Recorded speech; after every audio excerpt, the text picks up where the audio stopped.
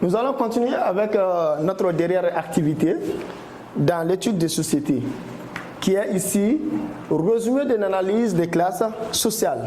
Comme vous le voyez ici, dans l'analyse des classes sociales, nous allons faire la démonstration de classe de la théorie des deux grands auteurs sociologues, qui sont Karl Marx et Max Weber. Bien, d'abord on va commencer par la théorie de Karl Marx. Vous avez ici la théorie marxiste des classes sociales. Alors, tout d'abord, qui est Karl Marx? Karl Marx, il est qui?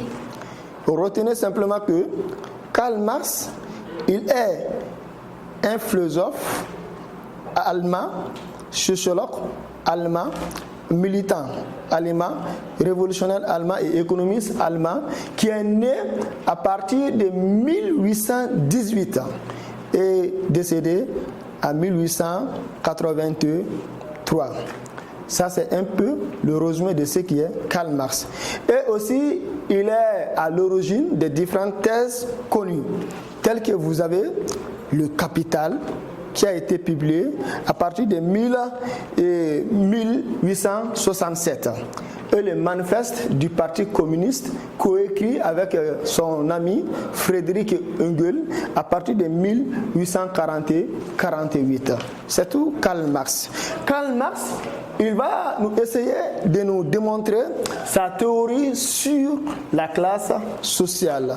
Et qu'est-ce que c'est que la classe sociale d'abord? Ça vous fera une idée. Alors, la classe sociale, il s'agit de la subdivision de la société. La subdivision de la société, en se reposant bien sûr sur la position sociale de ses membres. C'est tout la classe sociale. Alors, Karl Marx, il va essayer de critiquer cette classe sociale, c'est-à-dire cette subdivision, n'est-ce pas, en dégageant ou en énonçant maintenant deux grandes caractéristiques. C'est parti. La première caractéristique, d'abord, première caractéristique,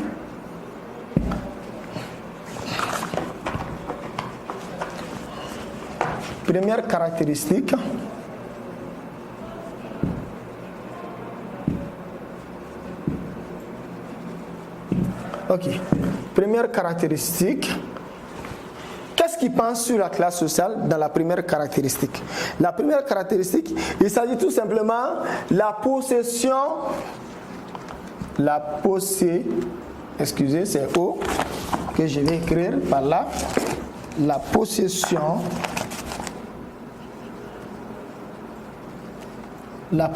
des moyens de production.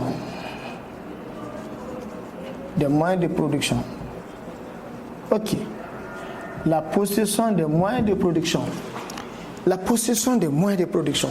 Ça, c'est la première analyse, n'est-ce pas, de Karl Marx et la première caractéristique de Karl Marx. Tout simplement, il s'agit de l'origine de classe sociale. Pour Karl Marx, la classe sociale est due à l'organisation, n'est-ce pas, de la production du système capitaliste. N'est-ce pas? L'organisation de la production du système capitaliste. C'est là où tue l'origine de la classe sociale. Alors, cette organisation de production du système capitaliste a divisé la société en deux types. Vous avez d'abord le prolétariat. Le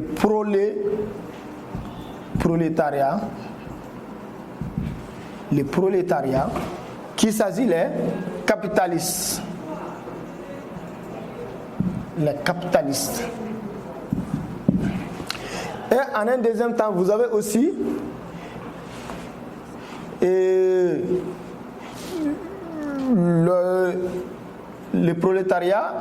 Ici, ce n'est pas les capitalistes, je m'étais trompé. C'est les esclaves plutôt, je vais dire. Les esclaves. Prolétariat, les esclaves. La bourgeoisie. La bourgeoisie maintenant, c'est là, on va dire là, le capitaliste ou encore les capitalistes.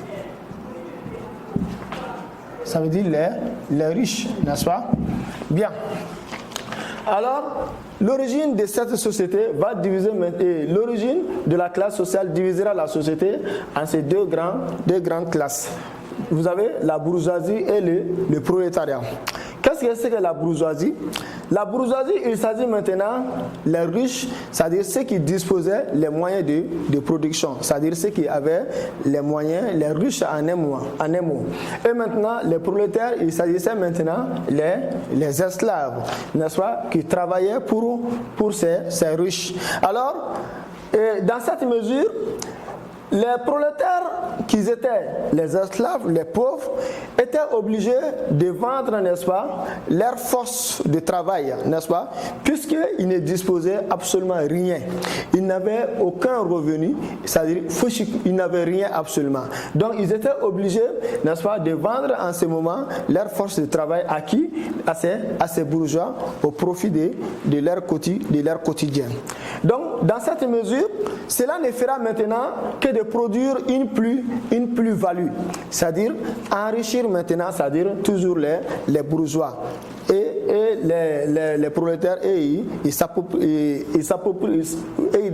devenaient pauvres, n'est-ce pas? Bien.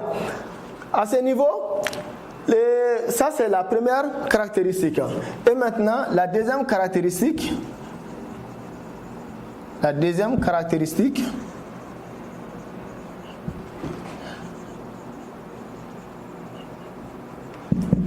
caractéristique, tout simplement, Karl Marx, il invite à ces prolétaires, dans la deuxième caractéristique, il invite à ces prolétaires qui étaient exploités pour les bourgeois lors, n'est-ce pas, de la première caractéristique, à faire une prise de conscience pour désormais se rendre compte de tout ce qu'ils font comme activité. Donc, en vue, n'est-ce pas, de leur satisfaction, n'est-ce pas, en vue de revendiquer leurs droits. Donc, n'est-ce pas, il invitait à ces prolétaires de faire face, n'est-ce pas, à leurs droits, de demander de révolter ou encore de se révolter, n'est-ce pas, pour leur cause, pour leurs droits. Donc, c'est là où il va maintenant caractériser la classe sociale ainsi. Alors, nous allons dire tout simplement que la caractéristique de la classe sociale chez Karl Marx, n'est-ce pas, est appelée, n'est-ce pas, la classe antagoniste. Donc, parce que tout simplement, il a invité les classes, n'est-ce pas, à réunir et il avait lutté, c'est-à-dire contre l'inégalité et l'injustice dans la société.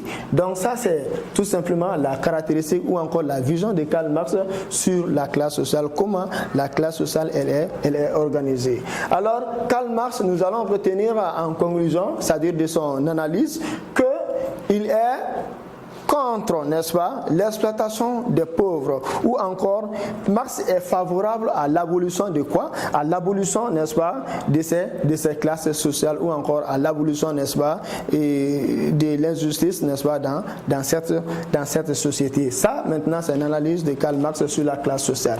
Et ensuite, nous allons maintenant donner pour qui? Pour Max Weber.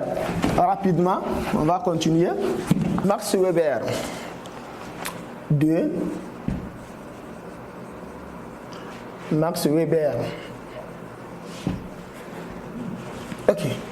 Max Weber, contrairement à Karl Marx, il est aussi un sociologue, n'est-ce pas, allemand, qui est né à partir de 1864. 1864 à 1920, n'est-ce pas? 1864 à 1920. Donc, contrairement à Karl Marx, qui était contre, n'est-ce pas, la division de la société en différentes, n'est-ce pas, c'est-à-dire à l'infériorité et supériorité. Donc, Max Weber, lui, il va essayer de nous dire que la société, la classe sociale est divisable, n'est-ce pas, sous 3 ordres. Donc vous avez ici l'ordre économique d'abord, l'ordre économique,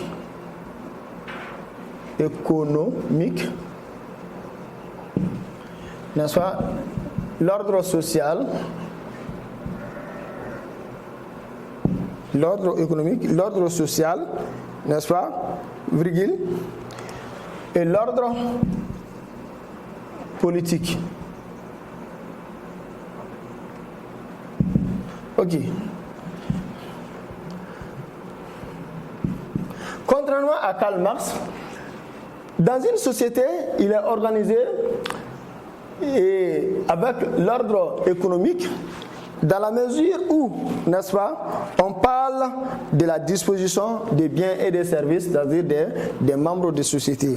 C'est des personnes, n'est-ce pas, qui ont les mêmes conditions économiques, n'est-ce pas, et qui disposent les mêmes biens et les mêmes services dans une même société. Donc, dans une société, il y a cette organisation qui est là.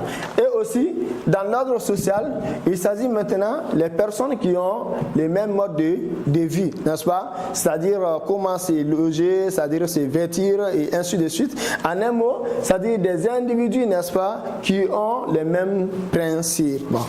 Qui ont les mêmes principes. Et dans l'ordre politique, il s'agit maintenant de l'acquisition du pouvoir.